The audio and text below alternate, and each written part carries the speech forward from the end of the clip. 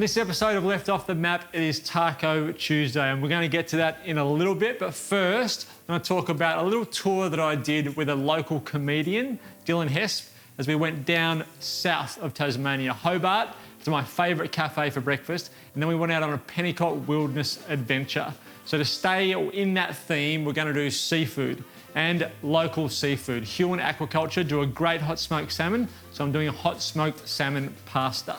I'm using a different pasta as well. I'm using a chickpea cassarecci, but it'll all come together in one pan. So it's a nice quick pasta that relies on the fact that the salmon has been cooked already. It's been hot smoked. So not only do we not have to cook the salmon through, we have to throw it in at the end, but it'll also add a nice smoky flavour. Pasta in first, because this dish comes together really quickly. The pasta is going to be the longest thing to cook. A cassarecci goes in. It's a great substitute for the normal pasta. It also adds a really nice flavour, and it's a much higher in protein. All right, we'll start the base of our sauce with our shallot and our garlic. How most bases of sauces get started. So I want to dice my shallot, and then I'm going to thinly slice my garlic and pop that into a pan and really gently cook it. Pop in our shallot. Get that started. Then our garlic.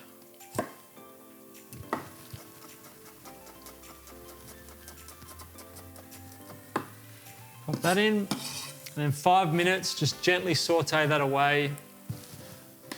Add some salt to our pasta. Remember, it's important to season your pasta water. That way we're seasoning our pasta as well. Give that a stir.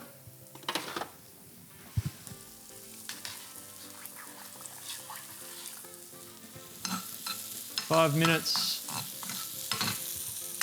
Once that's done, I don't want a huge amount of colour on it, I just want it to be translucent. Once we're 5 minutes in, I'm going to add some white wine and reduce that by half.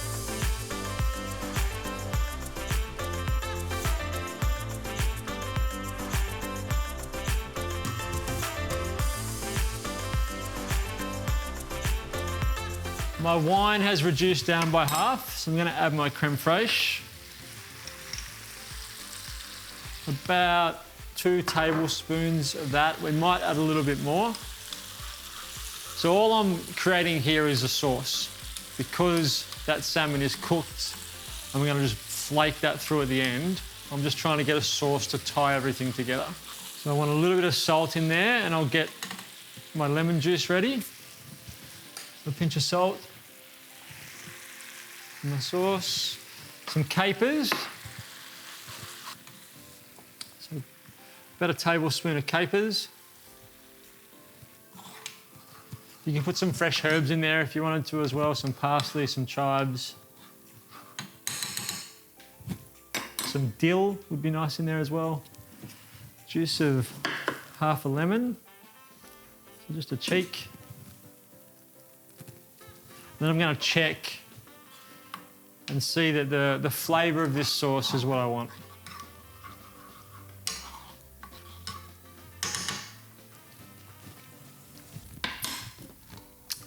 Oh, probably needs a little bit more lemon juice. Probably 2 lemon cheeks. Just with that creme fraiche, it's quite creamy. Just want to help cut through that with that lemon juice. Everything else was right. Season well. The sauce, the amount of cream to lemon juice should be fine now. I'll just taste again. Yep, happy with that. So that sauce is done. Now it's just a matter of taking our pasta straight from pot into the sauce. And then we'll just flake our hot smoked salmon through that. Stir that in. So now we can flake our hot smoked salmon through that, and that will be done. So sort of chunks, bite-sized pieces into our sauce. Bring some heat back into the dish. Just turn your heat back on again.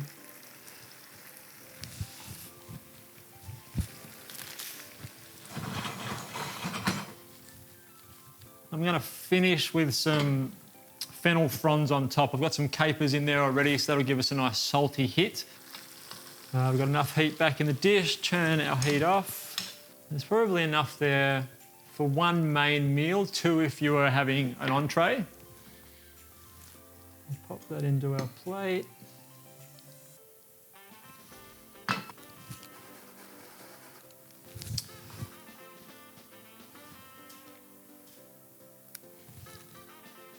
A bit of fennel on top, scatter a few extra capers. If you're someone who loves pepper, you could put some pepper on now as well. Another little pinch of salt. If you are in a hurry, this is a great pasta to have. Because the salmon is pre-cooked, you can just add it and warm it through. So from start to finish, that dish took 10 minutes. If you're in a hurry for lunch or dinner, you can bring together a fresh, healthy, tasty pasta in no time whatsoever. And using a few little different ideas with the chickpea cassarecci, it gives you an interesting flavour and texture when you're having your pasta.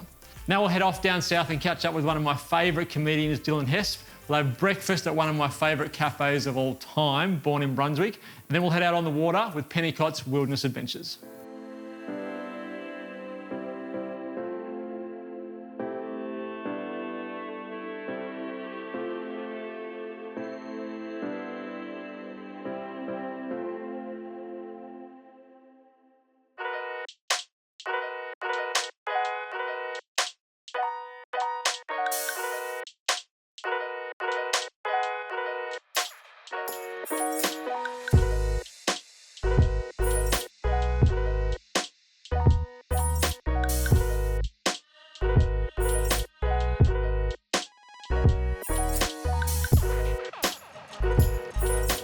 Hey mate. Hey mate.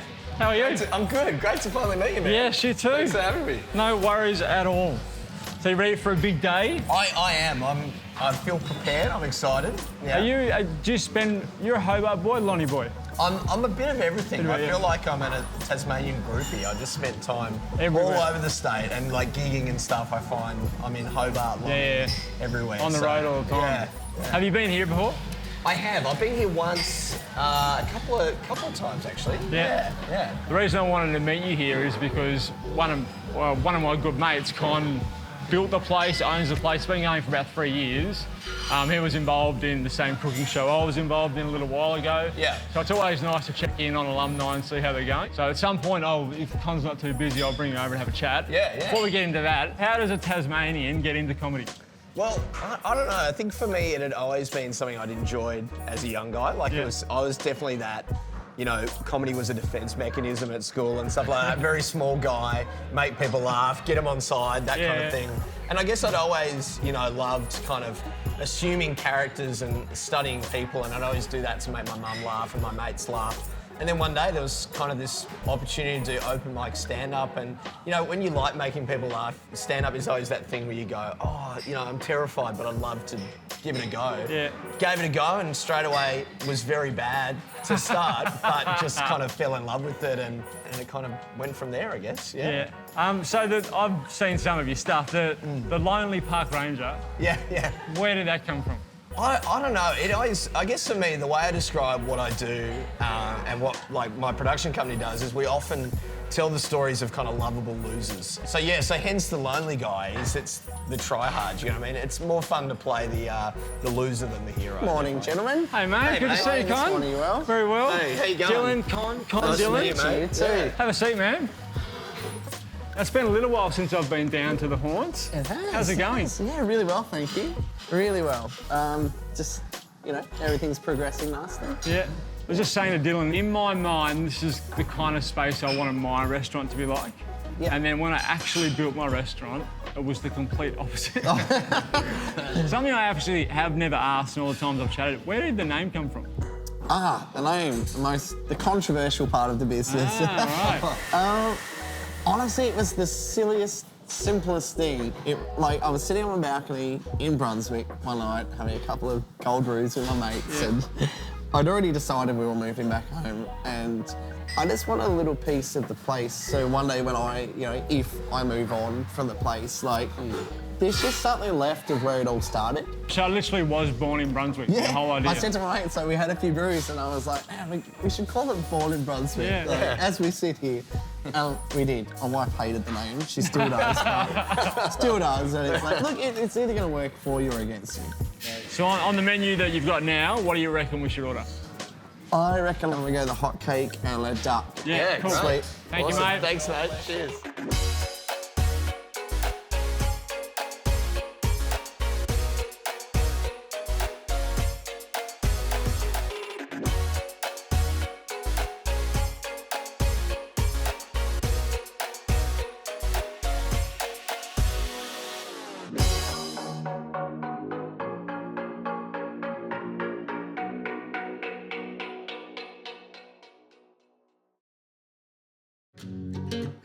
Rob Pennicott is a local Tassie legend with a passion for the environment. In 1999, he started his own adventure tour around Bruny Island, becoming one of the first pioneers of ecotourism in Tasmania. Since then, he has gone on to win many Australian and Tasmanian tourism awards. He was even named Australian Tourism Legend in 2014. Now operates a fleet of 16 custom-designed vessels. The cruise we're embarking on today is the Iron Pot Cruise. So, mate, have you ever been on one of these tours? No, this is my first time. I've been on one. It was a different one. It was a seafood seduction, so basically you got to eat as much seafood as you possibly can. Okay. This one's a little bit different. We've got Tim, who's going to come down here and tell us about it. Yeah, cool. Who's going to be our guide for the day, but I think we're going to see some pretty cool Tasmanian locations out on the water. Hey, mate. Hey, mate, how are you, Ben? Good, how are you? Mate. Dylan, how are you, mate? Good, mate. So, firstly, what's that? So we've stopped here in the Dern River, and this is a beautiful set of cliffs that we call the Alum Cliffs. It's in an area called Taruna, and this is one of our first stops along the tour of the Iron Pot Cruise. What you're basically looking at is evidence of forming about 165 million years ago. Big volcanic eruption occurred, liquid magma spewed out of the Earth's core, and it slowly made its way up, forced up the ocean floor as it came up and developed Tasmania. So it's called Permian mudstone, sedimentary stone. Estimated about 240 million years of age. You can see those horizontal lines within it. That's the layering of millions and millions of years of sediment on the ocean floor. Yeah. Quite a spectacular sight, really, just down the road from Hobart. Now, the Pennicott Wilderness Journeys have won countless awards. That's something Rob's really proud of. The passion he has for showing off Tasmania and then, in turn, winning those awards is something that I guess is instilled in the staff as well. Absolutely, and I mean, it's a fantastic company to work for. Most of the people here are very passionate about Tasmania and are from Tasmania, or all the people. And it's just basically what most of us would do growing up here on our days off, whether it's going out catching seafood, cooking it, just cruising around in boats, enjoying Tasmania. So it's a fantastic opportunity to really showcase Tassie and obviously make a living. And yeah, it's never a dull moment, really. It's always something exciting happening.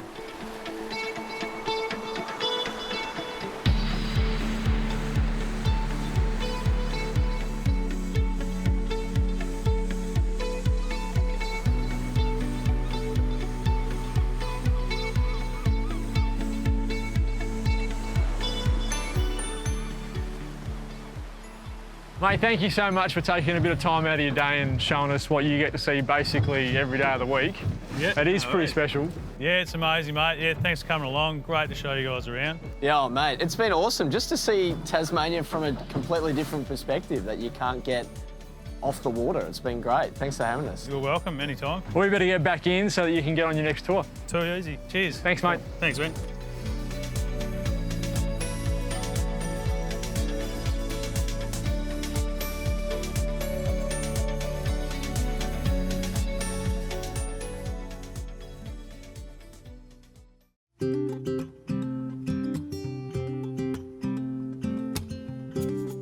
Well, you're really not going to find cleaner waters and better scenery than you do on those tours around the peninsula. And to go with that idea, clean seafood, whenever I went out fishing with my dad, anywhere around Tasmania, we always got flathead.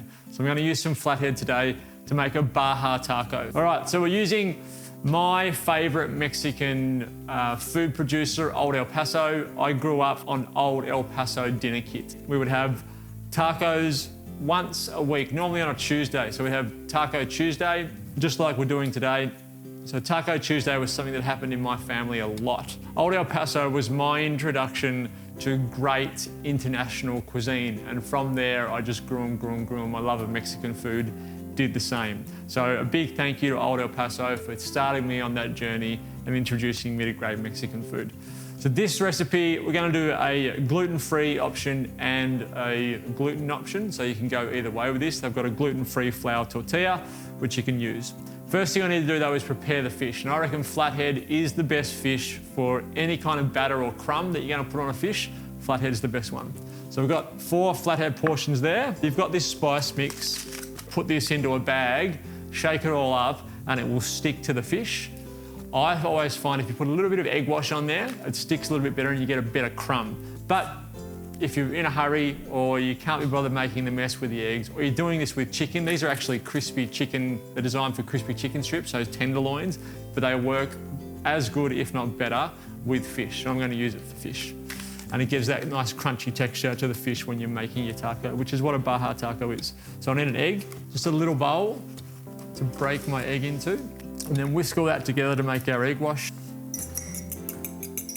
little pinch of salt in my egg wash. Don't ever miss an opportunity to season as you go. Then you just need a basting brush and brush your fish with the egg wash. It's just going to create a protein-based sticking or sort of almost like a glue that our crumbs can stick to. So once you're done one side, turn it over, do the other side. You can do this with chicken as well. All right, that's a good coating of our egg wash. Take my crumb mix, pop it into a bowl. Then I'm going to crumb my pieces of fish. The good thing about this is sort of, instead of just being breadcrumbs, you've got flavour, you've got breadcrumbs in there, but you've also got flavourings, which is great. And the spice mixes, I mean, most people when they're cooking at home are going to add some sort of spice to food. The great thing about these sort of the crispy chicken mix and the spice mixes that Old El Paso have got is if you're thinking about adding cumin and coriander to a dish, it's going to have cumin and coriander in there, but it's also going to have other spices. So it might have onion salt or garlic powder, might have some dried herbs. All right, so there's our crumb fish. So you want your oil to be about 160 degrees, or what you'll do is you'll drop one of these little crumbs in there. If it starts to bubble, that means your oil is hot enough. So while we wait for that, I'm going to start getting everything else for the dish ready. I want to make some jalapeno mayo, pickled jalapenos. These are probably my favourite jarred condiment in the whole entire world. So I'm going to take some of this, the actual jalapenos themselves, about a tablespoon. I'm going to roughly chop those and then mix them through my mayonnaise. The creaminess of the mayonnaise is going to help soften some of that heat as well. Pop that in. So now with that made, I want to put together my salad components. Cos lettuce, which I'm just going to roughly chop into 5mm strips. Put that into the bowl. So for my cucumber, I'm going to peel some ribbons. Put that in. Green capsicum. Take your avocado, cut it in half. And while your avocado's in the skin, just go through and make little slices and scoop that flesh out. Same with the other one.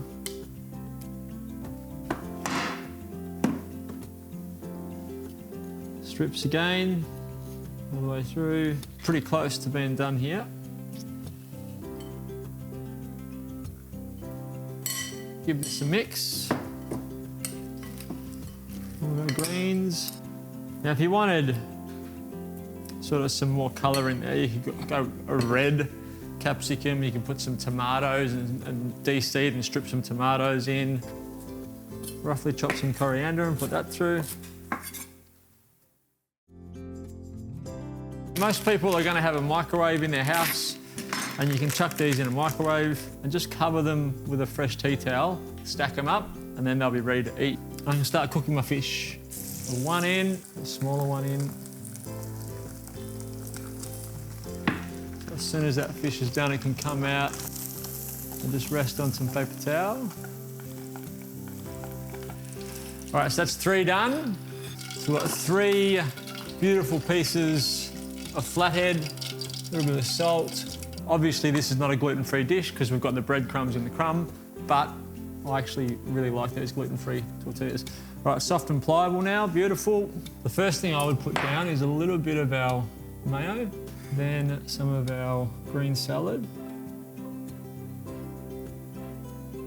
some of our old El Paso crispy fish on top of that, a little bit of lime over the top.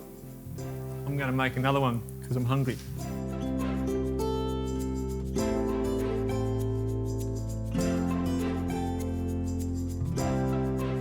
That is our old El Paso inspired Baja taco made by me, but I'm guessing just as good as the ones that I had in Porto.